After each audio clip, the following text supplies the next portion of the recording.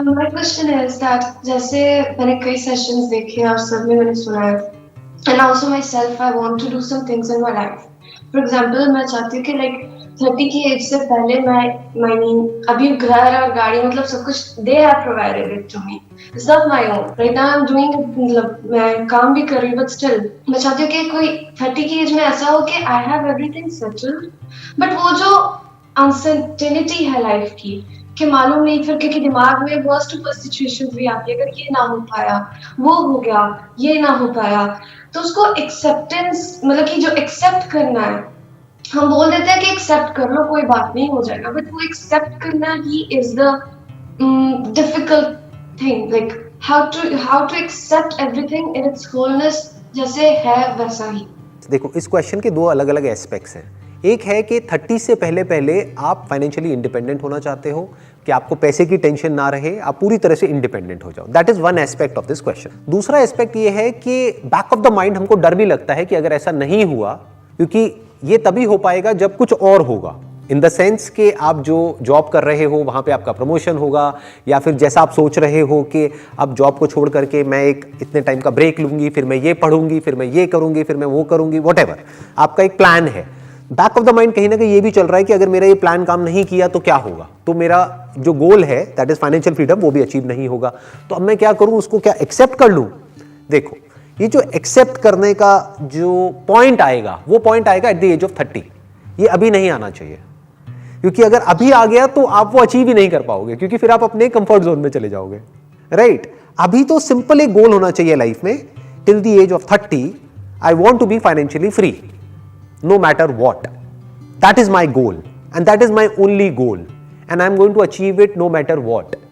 अब होगा क्या कि हो सकता है जैसा आप सोच रहे हो उस तरह से वो अचीव हो या किसी और तरह से अचीव हो जो अभी आप नहीं सोच रहे हो, क्योंकि जब हम करते हैं तो कुछ नए एवेन्यूज ओपन अप होते हैं लाइफ में, कुछ नया होता है जो आपने सोचा भी नहीं होता है, जो हो सकता है उससे बहुत बेटर होता है जैसा हम सोच रहे होते हैं। कुछ नई अपॉर्चुनिटीज आती हैं हर कदम पे। एंड गोल आपका बिल्कुल क्लियर है और वो एंड गोल होना भी चाहिए, सिर्फ आपकी लाइफ में नहीं सबकी लाइफ में होना चाहिए कि फाइनेंशियली मुझे फ्री होना है।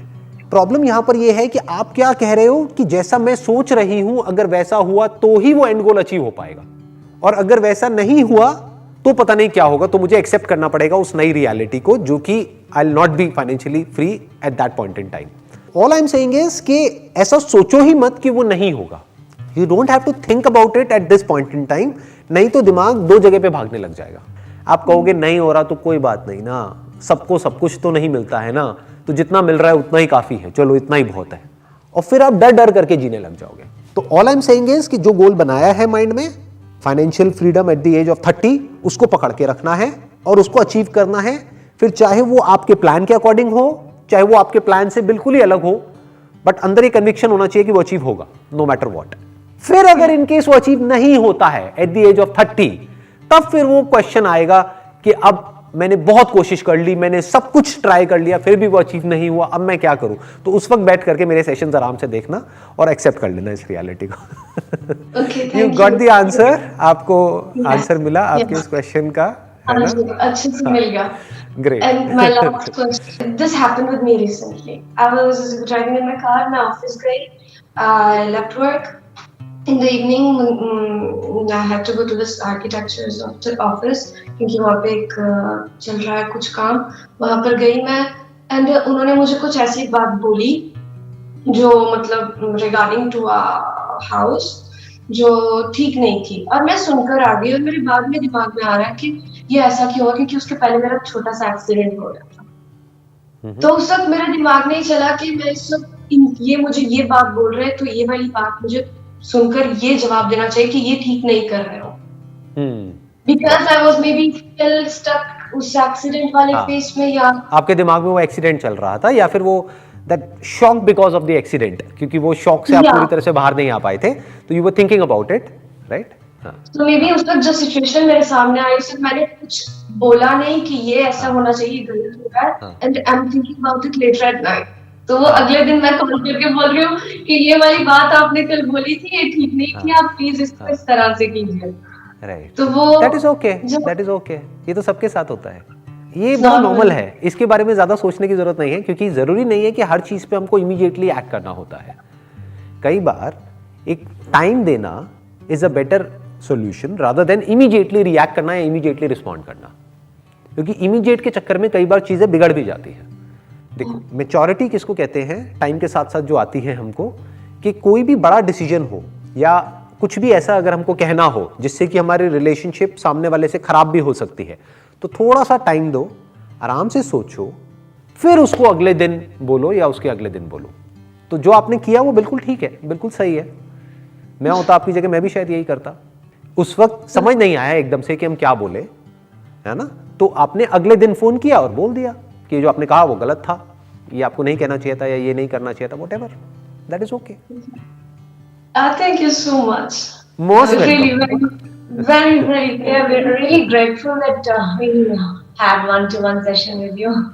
और questions भी नहीं बचे थे वैसे, सब कुछ तो Great. पता चल जाता है. We listen to your sessions and Yeah. luckily, Very I don't know, from somewhere you talk about those things which we yeah, suddenly वो same day ऐसा होता है हम दोनों के साथ कि हम हमारे मन में कोई क्वेश्चन है और उसका हम देखते हैं कि वही वीडियो अपलोड हो जाता है। ये मुझे बहुत लोग बोलते हैं।